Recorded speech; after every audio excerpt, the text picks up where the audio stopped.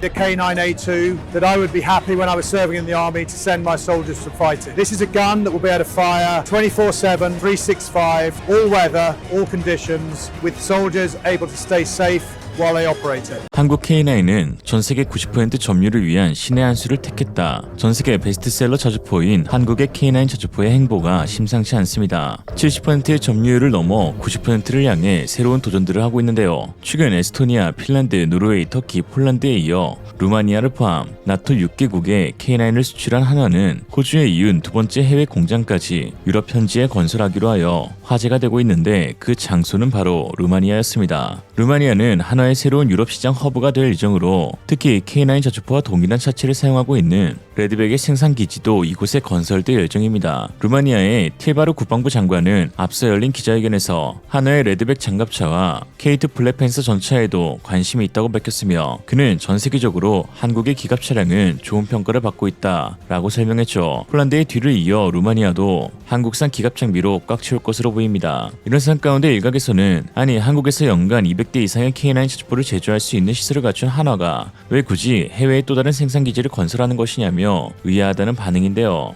이에 군사 전문가들은 현재 K9A1 버전이 아닌 다음 세대인 K9A2에 대한 실수요가 대폭 늘어날 것을 대비하기 위함이라고 분석하였습니다. 유럽과 동남아 및 오세아니아 그리고 현재 미국까지 완전 자동화된 포탑을 탑재한 자주포 도입 사업을 추진 중에 있고 그 경쟁 레이스에서 한국 K9이 전세계 최선두권에 자리 잡고 있기에 안정적인 공급망 확보를 위한 해외 기지의 선제적 건설이 되어야 한다는 것이죠. 현재 이미 한국에서는 K9A2의 성능 개량이 시작되고 있는데요. 송탄 장전 장치의 완전 자동화를 통한 운용 인원 감소 및 더욱 빠른 분당 발사 속도 그리고 원격 사격 통제 시스템 등의 구비 등이 포함되었으며 2027년까지 완료 예정으로 현재 약 300문에 대한 개량 작업이 진행되고 있습니다.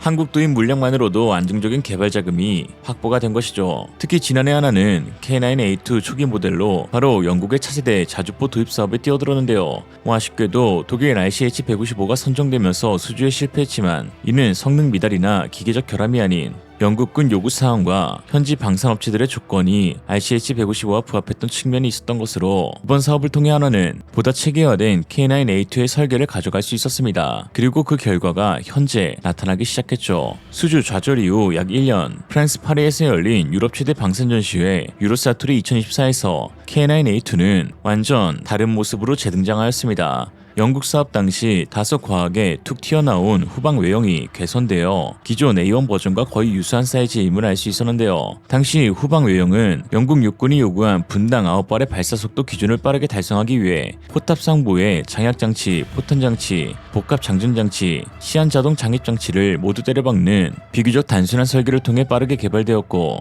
이에 기존 대비 포탑이 대형화되어 전투 중량도 3톤이나 증가되었습니다. 한화 측 전문가에 따르면 보기에는 균형이 맞지 않아 보이지만 무게 밸런스 때문에 뒤쪽으로 쭉 나온 형태의 포탑이 K9A2의 가장 좋은 밸런스를 갖게 한다고 했었죠. 그러나 최근 유로사토리에 공개된 K9A2는 이전과 달리 K9A1과 거의 동일하다고 할 수 있을 만큼의 후방 외형이었는데 즉 공간과 장비의 최적화 작업을 통해 사이즈 축소, 경량화, 재배치 설계에 성공했고 이로써 독자적인 모듈형 포탑 기술을 확보하게 되었습니다. 그리고 또 하나 여기에는 숨겨진 비밀이 있었는데요. 바로 이 모듈형 포탑 개발이 미국 팔라딘 자주포 개량 사업을 위한 신의 한 수가 되었다는 것이죠. XM1299가 나가리가 된 이후 미국 에르카 사업은 포신을 늘리고 장약을 때려박는 방식보단 포탄의 개량을 통해 사거리 증진을 노려왔었습니다. 그래서 기존 팔라딘 차체의 포탄만 바꾸는 형식 1번, 40년 이상의 유지기간이 보장된 새 자주포 플랫폼 형식 2번으로 동시에 진행될 예정이죠. 후보에서 알 수 있듯 전세계 각국의 차륜형, 궤도형 자주포들이 전부 수주를 위해 나섰습니다. 한화 K9은 물론 BAE 시스템의 유팔라딘과 아처, 라인메탈 RCH-155, AM 제너럴스의 브루투스 등이 있는데요.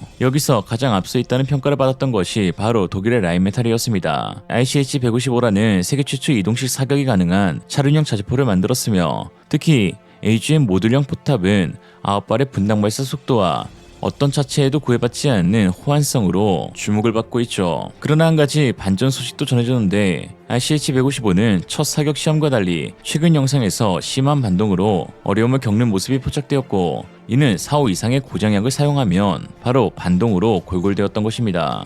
또한 AGM 포탑 하나가 K9A2 완제품보다 비쌌기에 성능과 별개로 경쟁력이 뒤처진다는 평가를 받고 있죠. 이런 상황 가운데 유로스토리에서 공개된 새로운 모듈형 K9 포탑은 미국의 대규모 수준에서 다크호스가 될 수 있는데요. 최근 군사 매체 아미 리커그네이션에서는 하나 에어로스페이스의 새로운 8x8 곡사포는 RCH-155와 세자르에 도전하며 70km의 타격을 보장한다 라는 제목의 기사로 차세대 한국형 자주포에 대해서 분석했습니다. 다음과 같은데요. 1800대 이상 생산된 K9 썬더의 성공에도 불구하고 하나 에어로스페이스는 보다 더 비용 효율적이고 유지 관리가 가능한 차륜형 버전에 대한 시장 수요에도 적절하게 대응하고 있습니다. 모듈형 호환성을 위해 설계된 하나의 새로운 포탑은 천무 차대뿐만 아니라 타이곤 장갑차를 포함한 다양한 차량의 장착됨이 드러나 국제시장에서의 경쟁력이 강화되었습니다. 라고 하였죠. 독일의 RCH-155가 복서 장갑차 위에 AGM 모듈 포탑을 올려놓았듯 한국의 8x8 타이곤 EX 위에 K9A2 모듈 포탑을 올려놓을 수 있는데요.